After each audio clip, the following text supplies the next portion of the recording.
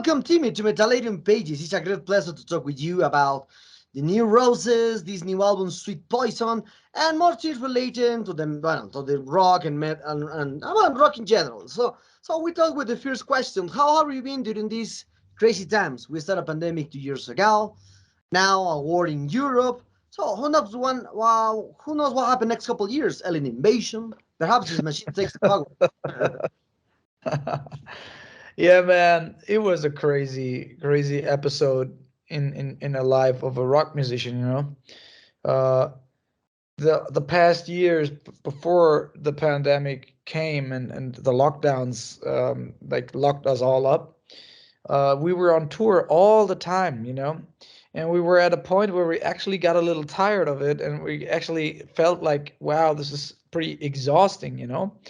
And then COVID came, and the first weeks felt really like a relief, so you could breathe, you could, you know, come home and like look into your closet and see what clothes you still have left in there because you were living out of your bag for so many years, you know.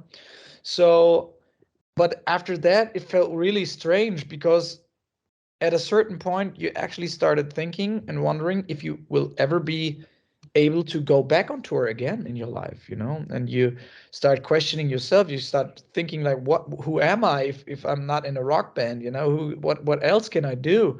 So you started getting all these crazy questions, and you look for a different purpose through the 2 years of being locked up, and everybody was dealing it with it in their own way. I became an athlete. I did um achieve one of my bucket list things and ran ultra marathons that I always wanted to do, but I never had the fitness.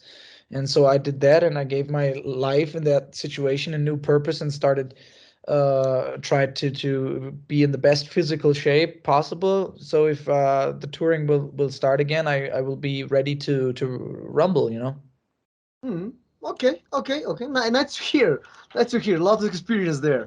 So, Yes. well, can we say that this new Sweet Poison was composed and written during the pandemic, or perhaps was it before? Because Nothing But Wild was released in 2019. So this new album is 3 years after that. So. Yes. So we wrote the everything, every single note was written in the pandemic. So um at first we couldn't find the right vibe, the right style, because everybody was frustrated, everybody was sad, everybody was afraid, you know. So and the first songs transported that, but when you hear what you feel and you don't like what you feel, you obviously don't like what you hear. And so we didn't just feel that's the right way to you know, face this episode, that time. So I tried different things, and then I came up with The Usual Suspects. That's one song of the record, and that was the first one that everybody agreed on. Everybody had you know, felt like, I want to play that song live. I want to, you know, I wonder how that feels on stage. And after that happened, the rest of the songs followed, you know. So um the material is very raw, it's very, you know, reckless. It feels like we're 17 again, we're starting our very first band, you know. It has a lot of that we don't care attitude, and we like that about it. Mhm. Okay. Okay. Other aspect. Other aspect that I saw from other aspect that I saw that this is your.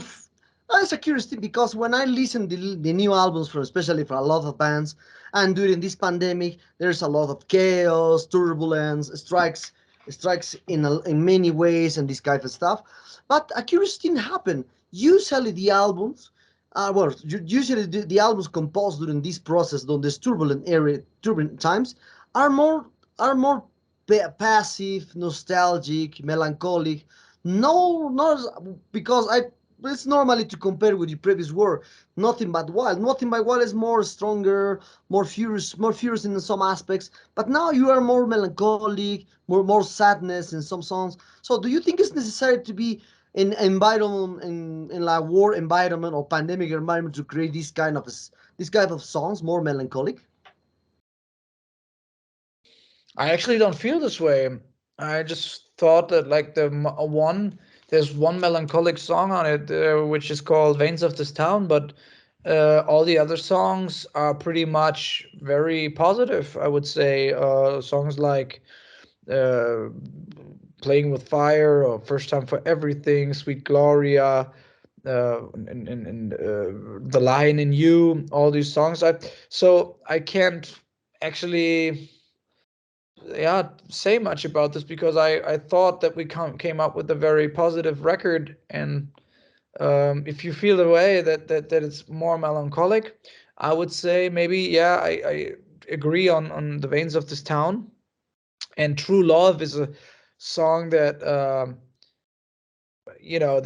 that kind of deals or works in a different way than we used to do. We don't have these acoustic songs usually on the record. We tried that because we wanted to put that into a band song, but we liked the demo so much that we just put the demo on the record. So it wasn't supposed to be this way. We just liked the song as it was, so we didn't change it. But other than that, I wouldn't say that the pandemic had convinced us to make a sad record. I just thought like maybe those two songs would have put a little balance to all the other like very very positive songs. Mhm. Okay. Okay. Okay, well, as you said, no, you select one single to release before the album, etc. So into this aspect, the singles again are awesome. So I listen to all singles and they're Thank you. awesome. And of course, most of them are the great way to start an album. So to know the album in general. So for that, how do you choose the singles in order of the songs on an album? Actually, we don't choose them really. It's a thing that the record company does. But they always ask us for our opinion, and usually we find an agreement. This record, it was really different to the last record. The last record we had songs like "Down by the River," "Glory Road," and "Nothing But Wild," and everybody that heard the record said like these are the three songs that will carry the whole album. And this time it was the opposite. So everybody had different favorites, and inside the band and in the record company, the management, the radio stations, everybody would pick one song. And I guess there's not a song that hasn't been picked from one party. So it was cool for me to see that I wrote so many songs and that we created so many songs as a band, that so many people have find themselves in different songs. So it was tough to find a single, but it was really nice to see that everybody has different favorites, and so the whole record is something for everybody. Mhm. Okay, okay. Well, in general, this new Sweet Poison is a quite diverse in general. So hard Yes. rock songs, melancholic, melodic, a Yes. little hate stuff, and even beautiful power ballads, as you said, True Thank you. Love, one of Yeah. these one is canastos. So I like how somehow most of the songs come with a good vibe. That's a good Yes. thing. So it is almost impossible not to feel positive when we listen the most of the songs. So Yes. for that, how did you manage to achieve these good vibes in such a complicated time? By looking back in time. So what we did was we knew the present is shit and the future is uncertain. So the only direction that was left was looking back. And I wrote a lot of songs about my wild 20s. I wrote a lot of songs about the early days of the band and how it everything felt when it all started. And so we more and more got into that vibe that we had when we started the band, and we could reconnect to those feelings, and that was a good thing. And then we felt great again, and had fun working on the record. And that's why the lyrics and the whole vibe of the record is way more reckless and premature and wild than the last record, I would say. Mhm. Okay, okay. I know every album is special for you, and most bands, the last album is always their best effort. So let me ask, what does this album mean in in the new Rose's career? How much did the feelings have you have and the way you compose changed compared to the times when you released your first album in 2013? Um, I would say that we now know better who we are and who we are not, and what we like and what we don't like, and we can when you know who you are, it's easier to take risks at a certain point. Risks like The Veins of This Town and True Love, or songs that are not like super traditional New Roses songs. But when you know who you are and you made your point and you proved that you're an authentic rock and roll band and that you have your heart at the right spot, I guess it's easier to take risks, and that's a good thing for making records, because it feels easier to step out of your own line and try different things. And of course, I hope that my songwriting gets better, or gets at least like more on the spot, and transports my feelings, my purpose with the song better than the times before. And I always try to um, let my experiences in life influence my songwriting, not only in the lyrics, but in the whole process of writing it. Okay, okay. So, what are your plans after releasing the new album? Is there something perhaps special for it? Because the next year the band will complete more than 10 years. Well, 10 years of existence from your first album without a trace. So perhaps you maybe will do a DVD capture, album moments, great moments, etc. Oh, we're not having planned doing any kind of best of things yet. We don't feel like that. We don't feel that it's time to collect our family jewels. Um, that's We don't feel like it. Before we do that, I guess we would like to do a live album someday, and try that.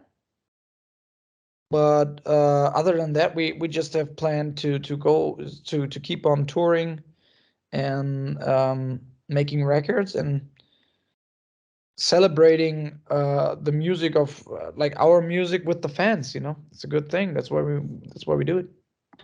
Okay. Talking about other topics, as I said in the first question, what is the part of being a musician that you like most? Composing an album, recording, or performing live? The greatest thing about being a musician is that you get to do all these things. Because usually a lot of jobs out there have one main thing that you do, and you do that every day, and you get really good at it. And maybe someday you get paid better for it, but it stays kind of the same thing that you do. And being a musician, the way we are, is something really special, because it's different phases, and every phase is super exciting. You sit down with a guitar, and sometimes I lock myself up and go do a little hut in the woods, or to the mountains, and I just sit there and play guitar just for me. And fast forward 2 years later, maybe you stand there opening for Kiss, and there's 25,000 people in the audience, and you sing that song that you wrote in that little hut in the mountains.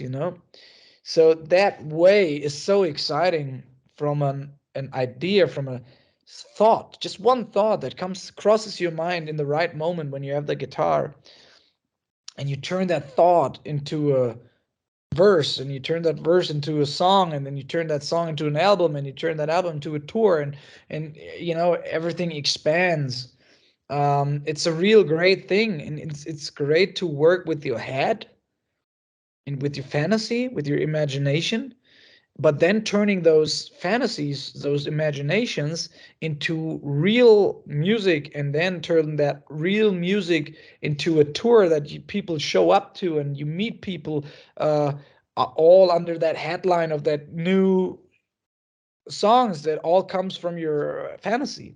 So, in a way, your fantasy brings people together and makes people having a good time, and then you have all these different phases from fantasy into hard work and physical work and mental work and teamwork and all these different aspects, and you never get used to it, because everything changes so fast, and there's always something that wasn't predictable. So it's really, really crazy to work in that field. And I can say, honestly say that sometimes it's really tough, and especially in the past, where you didn't know who you are that exactly, and then you get lost in those super various fields and phases of that process. And these days it gets a little easier, and because you know how to navigate and you know who you are, so it's easier, and when it's easier you can enjoy it much more. Ah, yeah, yeah. So, how do you see the rock scene nowadays? I mean, there are a lot of bands like the New Roses that are keeping the flame of rock alive, but at the Yes. same time, we can see bands like Def Leppard, Scorpions releasing new albums. Yeah. So do you still have time to listen to the new bands, or do you prefer the classic ones that inspire you? um Actually both. When we're on the bus and we're driving our tour, and we got a lot of time in the bus, and sooner or later everything comes up. So somebody shouts from the back, "Have you heard the new, I don't know, Def Leppard record?" "No, I'll put it on." Okay, so we listen to that then. And but we also like small bands that we toured with that we never saw. I just saw a band called The Wolf. They're from the Netherlands, and they're really good. And I've never saw them until they played on a festival with us, and I really like them, and I listened to their records, and now they're opening up for the Black Crows, and I really enjoyed that show because I went to see The Wolf and the Black Crows, a cool package. And then we listened to that, and so. But to be honest, there is not so much time as a musician to listen to other music, because when I write songs, I don't listen to any music because I don't want to be, let's say, poisoned in a mean way, um, and put something that I just heard into a song that I'm writing on. And yeah, sometimes it happens very unconsciously. You don't know that it's happening, and so I don't want that. So when I start writing songs for a record, I stop listening to other songs, so I'm just with me and my thoughts and my past influences. So and then you go on tour, and after you're played 2 hours with full noise on your ears, you don't go back to the hotel and listen to three more records. You just enjoy the silence. And so there is not a lot of space of like just hanging out and listening to new music. But when we do, we listen to everything that crosses our way. Mm, okay, nice, nice. Okay. It happens. Yeah, it happens a lot. So I always consider that rock or metal music is the music of people that may age but keep the spirit young. That's normal. I listen to the last records from classic bands, and after decades, many of them manage to keep the energy. But to be realistic, nothing lasts forever. So, in your opinion, what do you think is going to happen when the most classic bands that can perform in stadiums will be retired? Do you think that there are younger bands that can carry the torch in that aspect? Hmm. I wouldn't. I wouldn't say that it's a good thing to try to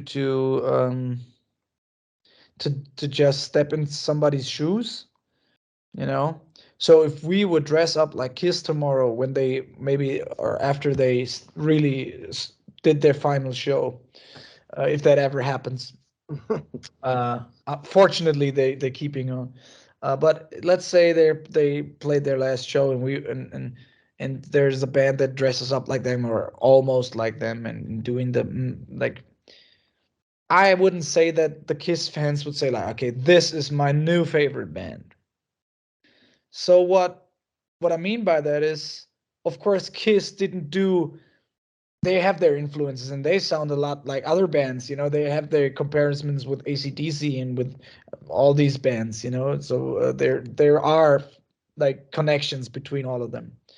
So I guess what you have to do is you have to just follow your heart and your influence, what you think is right, and you just try to do it as good as possible and as authentic as possible, because um, being authentic is maybe the most important thing in rock music. It's not important, not so important in other genres, but in rock and roll music, the fan wants to identify with his favorite band. That he wants to, he thinks like that guy on stage, he's like me. He knows who I am. He writes about me. That's what rock and roll is about. So you have to find your gap in that whole field, and then you can maybe do something, and then you can maybe keep it alive, because you're not copying anybody, you're keeping it alive. And copies don't keep shit alive. So I guess you have to come up with your own style, and then maybe. But I won't say that they're in rock music for a long time. uh, I guess there won't be such a big band as Kiss or Bon Jovi or AC/DC or the Stones.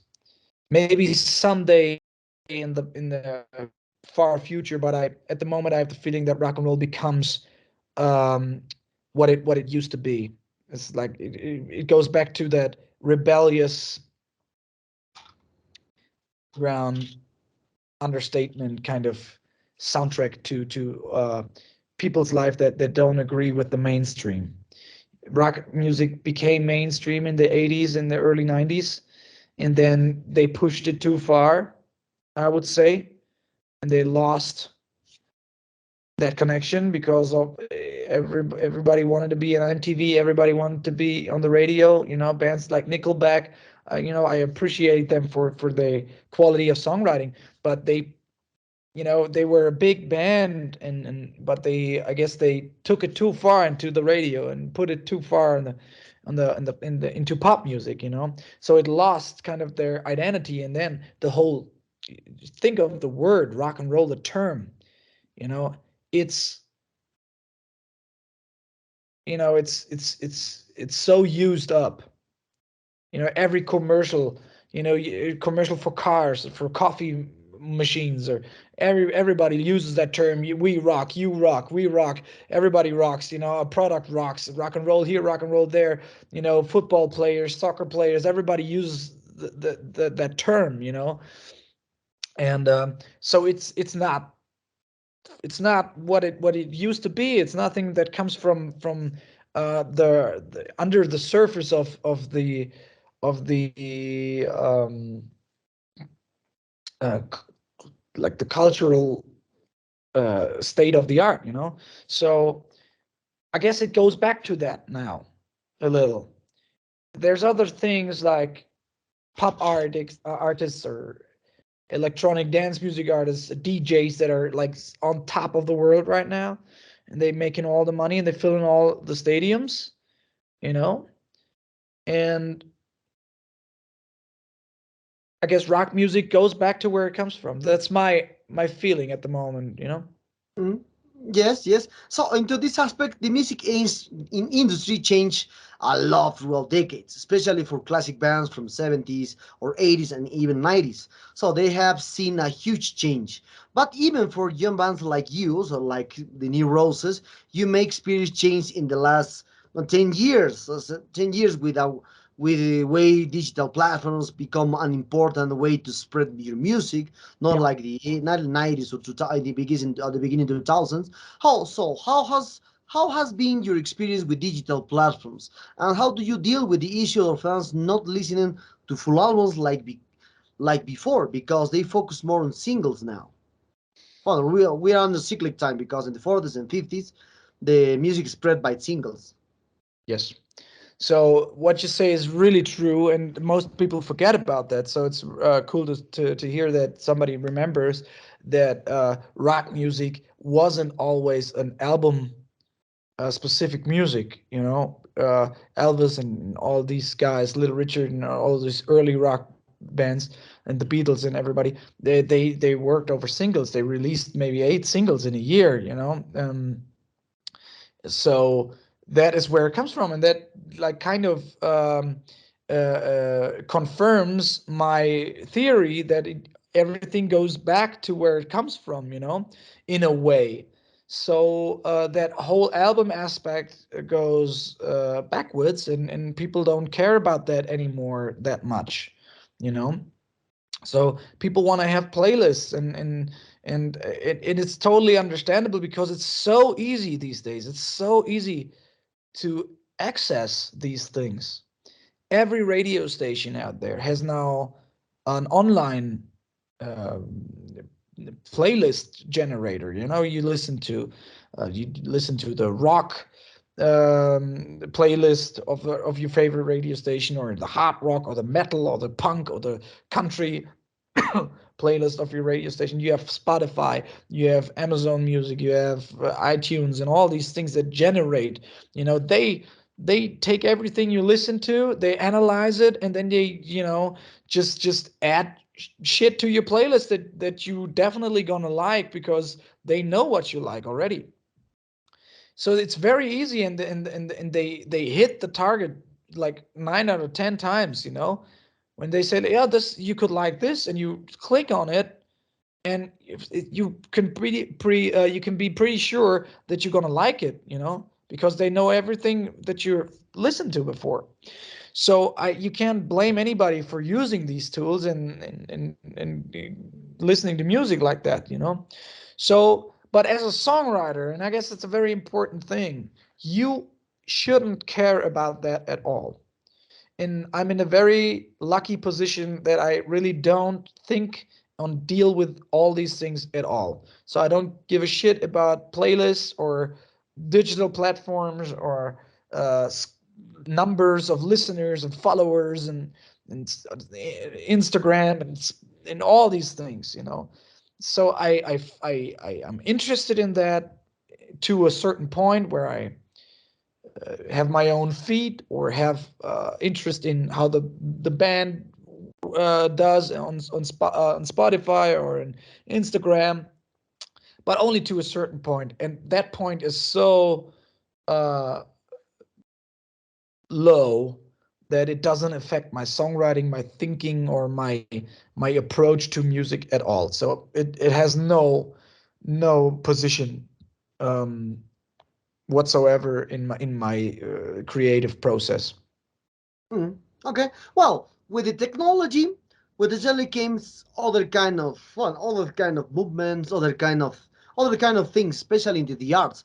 Well, I'm talking about the technology and related to the artificial intelligence. Now, we saw a few months ago, I think 5 or 6 months ago, that some person in the world create a artificial intelligence. This artificial intelligence by creating software that this software creates a piece of art when you put a little details of the artwork, so words in a box to descriptions, and this software create art. So even these artificial intelligence are now present into the music industry because we saw a lot of drum machines now, we saw a lot of bass machines, so guitar machines play by just for IA. So for that, what is your opinion about the artificial intelligence is now more present in whole arts in general? And perhaps in the future, will you have the opportunity to hear a music created just by machines? Definitely. I guess that's the way things are heading at the moment. And and that's the natural thing, you know. People want to push everything to an extreme. You know, they want to see how it goes. And music in general is not that main transport um or like a tool for transportation of emotions anymore. So look, think back when there were no smartphones and no chat rooms and nothing, you know. you I the one of the main things you could represent your identity, your personality, was in the things you wear and the things you were listening to. And those things had to work together, of course. So if you would wear a leather jacket and put the collar up and put your hair back like that, it was pretty obvious what kind of music you like. And that music, those lyrics, those were like a representation of your personality, you know? So if you had that wild sound of Elvis Presley and you would dress up like him, you wanted to represent, you wanted to tell the world you're wild as well. You know, you're a rebel. Yeah.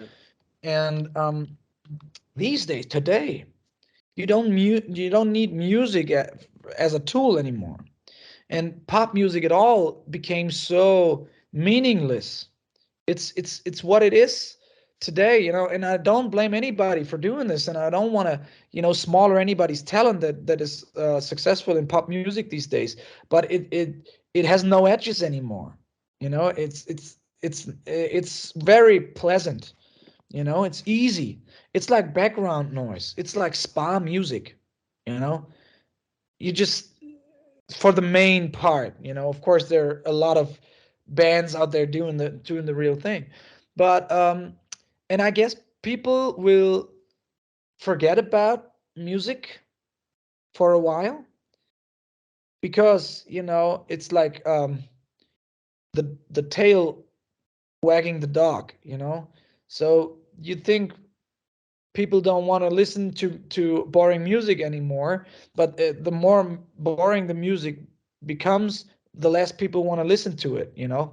So, and then people don't want to put that much effort into pop music anymore, and so if sooner or later they let the machines do it.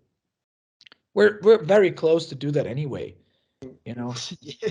It's I don't think there's any other that you could tell, because most of the songs you hear on the radio is it's all sounds the same already, you know. When you heard that Ed Sheeran created that new kind of sound a little bit, after that, the next 6 8 months, everything sounds like Ed Sheeran. You couldn't tell if it's him or not, or you know. So everybody tries to copy what's going on, and an algorithm can do that better. So I'm pretty sure that sooner or later algorithms will be a main tool. Maybe it's not like the whole machine, but some dude sits somewhere and has a plug in his Logic, in his workstation, you know, on the laptop, and that just like you know, like you watch something on Netflix, and then Netflix gives you three things to choose on. What could you like for the next for your next um, pick, you know. And that will be something that a music writing program will do too. So like, oh, nice chorus, so here are five chord progressions that could come up next for your verse or whatever, you know. And when they sound better or fit better, that happens. And I see that a lot. I've seen that a lot because I work with these programs to record. I don't use any of those tools, but especially in electronic dance music or hip hop music and R&B music, where a lot of people want to rap and want to perform vocals, but they don't have any classical training for playing the piano or guitar. They, you know, they just press one button, and then they hear a whole chord progression, and then they say like, oh, I'll do the second one as the third one and the fourth one as the second one, so they can just add it like a puzzle together, and they have no clue what kind of chords they are hearing, but they hear a whole progression of chords, jazz chords and complicated chords, and then they say, I like that, and then they rap over that, you know. And that's, you know, at the end, if it's a good song, it doesn't matter how it comes to light, you know. And it gives people opportunity that don't can they can't play the piano because maybe they never had the money or the time to go to piano lessons, but they want to create something, you know, musically. It's a good tool, you know. And I have faith in humanity that sooner or later people would get tired of that technical music, and they will go back and say, hey, wasn't there a thing like 30 years ago with actual guitars, and wow, what is that? Wow, that's AC/DC. What? Never heard of that. Wow, that's awesome. So I'm yeah, I'm always optimistic that sooner or later people will come back and like the good shit. Yeah, yeah, yeah. Well, Timmy, the sad times arrive at this interview. I hope you enjoy these ones like me doing this one because you are Yeah, a terrific guy. very much. Good questions. Okay, so thank you for that. So perhaps do you want to add something to your Latin American fans and Metallidium followers? Yeah, it's such a pity that we had never had the chance. Where you are exactly at, Javier? Where are we I'm in Peru. I'm in Peru. Peru?